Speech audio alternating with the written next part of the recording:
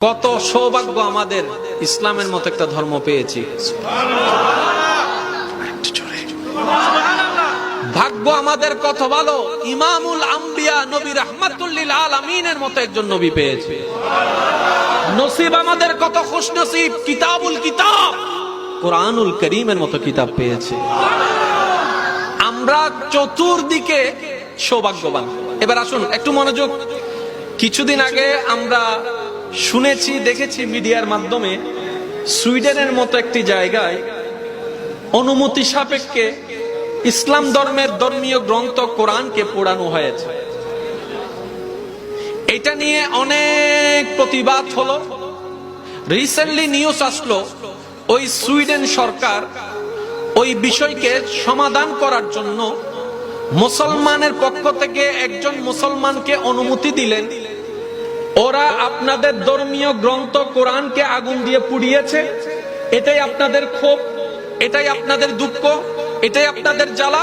ঠিক আছে, আমরা সুইডেন সরকার আপনাদেরকে একটু সুযোগ দিলাম, আপনাদের পক্ষ থেকে যে কোনো একজন মুসলমানকে আমরা অনুমতি দিলাম, ওই মুসলমান জনসম্মুখে এসে সবার সামনে, মিডিয়ার সামনে, পুলিশের সামনে, সবার সামনে ওই ব্যক্তিদের ধর্মীয় গ্রন্থ পোড়ানোর অনুমতি আমরা দিলাম।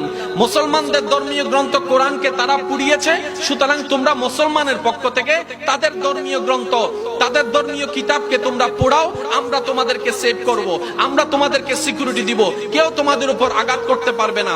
সবকিছু প্রস্তুতি হয়ে গেল। এই রিসেন্টলি নিউজ আপনাদের সকলেরই জানা আছে, শুধু আমি একটু স্মরণ করিয়ে দেওয়ার জন্য বলার চেষ্টা করছি।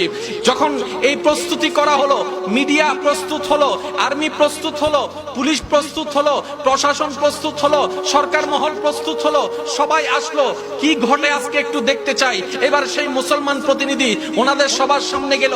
সবার মনের ধারণা, যেহেতু কোরআনকে তারা জ্বালিয়েছে, আজকে হয়তো এই মুসলমান রাগবশত তাদের সব কিতাবকে জ্বালিয়ে ফেলবে, এটাই হয়তো দেখার মিলবে।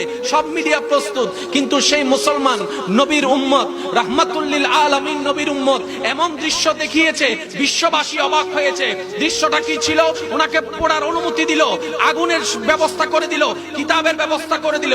উনি সেই কিতাব তো পোড়া দূরের কথা, বরং সেই কিতাবে আগুন পর্যন্ত লাগাই নাই, কোরআনের মধ্যে একটা ফুল দিয়ে দেখিয়ে দিয়েছেন ইসলাম শান্তির ধর্ম। বলেন সুবহান।